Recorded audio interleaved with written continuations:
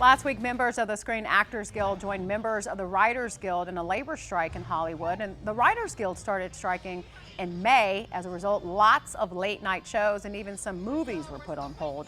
What are the reasons for the strike and what are the legal issues involved here? Here to break it all down for us, we have attorney Matt Hoffmann with Battle-Born Injury Lawyers. And Matt, this is one a lot of people are watching because a lot of people watch TV and movies. What's the issue or issues behind the strikes? So, I mean, in simplistic terms, it comes down to money, but it's not as obvious as it might seem. This isn't a bunch of greedy actors and writers saying, hey, we want more money. Maybe there's some of that. It really affects the lesser known people, the extras, the people in Hollywood that you might not think of. And it involves some of AI, and it really comes down to residuals. So the traditional model that's been around since the 60s, since the last strike, actors, writers, extras, actresses, they all get residuals when network television series would re-air, or when they would air the first time, and then when they go into syndication. There's a lot of money involved. Mm-hmm. Think of a show like Friends. You had 6 primary actors and actresses getting paid up front to record the episodes, but then also getting money every time it would re-air. And then when it was syndicated and it's off on TBS or another station, they get money for that. When it got sold for Netflix to put it out or for Amazon Prime to put it out, you get residuals for that. Well, now you've got shows that are originating on these streaming platforms. There's no commercials. There's no measurable about how many times it's being re-aired. It's not being re-aired. Right. I can access it anytime I want as a user. So how do you calculate residuals?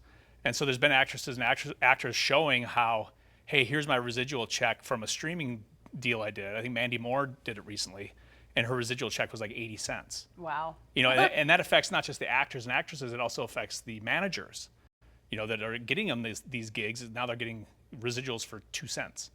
And so it's like, how do we redo this formula to pay fair residuals to actors and actresses? And that's what this is really about. And it's really complicated. Yeah, and a lot of money on the line, especially when they could be using your work for 20 plus years to come. Like Friends has had this rebirth, so that makes a lot of sense. You mentioned AI before, and AI is everywhere, it seems. Now, that is really threatening to some of these smaller actors, right? Yeah, so, and we talked about this before the show, 87% of the actors and actresses in Hollywood don't even meet the threshold to get health insurance through the Actors Guild. That's $26,000 a year in income. I mean, that's incredibly low. So that tells you that the majority of people who are actors and actresses, they make their money as extras. Think of shows like Sex and the City or CSI, which was in Las Vegas. There's tons of extras that you need to film the scenes to show a busy city. Well, what they were doing, they being the television companies or the producers, they're going to the people now saying, okay, we want to record your likeness once. We'll do like a 360 of you. We'll pay you one time, and then you get no residuals, and we're going to use artificial intelligence to repopulate your likeness as an extra forever. Wow, forever. And so now all the extras are not going to be live people. They're going to just be AI-generated likenesses of you from 15 years ago or whenever you did it. And that's really where the Actors Guild said, no, we are not agreeing to this. You cannot do that. And they're trying to get protections in place to redo the formula, to encompass the streaming services, but also to protect against AI. Okay, so a lot in play here. How do you think this is going to play out? This one's complicated.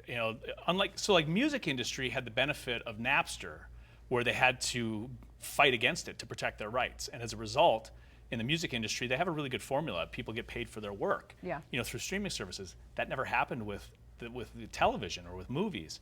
And so they're really gonna have to invent the wheel here.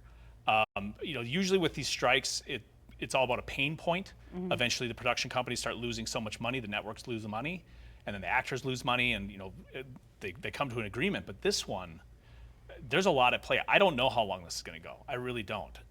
And I'm a big fan of The Lincoln Lawyer, and season 2 only has 5 episodes. I know, so same. I'm going to be left hanging. We have no late night shows right now. We might see nothing but cooking shows and news, for a while. We're okay with the news part. Yeah, we're okay with the news. We're okay with the news part, but perhaps people will get upset with the other things that they're missing out on, and maybe they'll start speaking up, and then when that starts affecting their bottom line, that may be when we see something. And the actors and the writers have the same interest because Yeah. writers get residuals too. So something has to give. You have to think that they've been planning for this in some way, shape, or form and have some kind of formula to propose. So hopefully. The moral of the story, just watch the news. We'll always be here. Just watch the news and cooking shows. You're fine. Exactly. All right. Thanks so much. All right, thanks. Hopefully they can come to an agreement, though. I was just making a little fun there. Well, do you have any legal questions that you want answered by Matt Hoffman? Please email us at breakingdownthelaw@news3lv.com.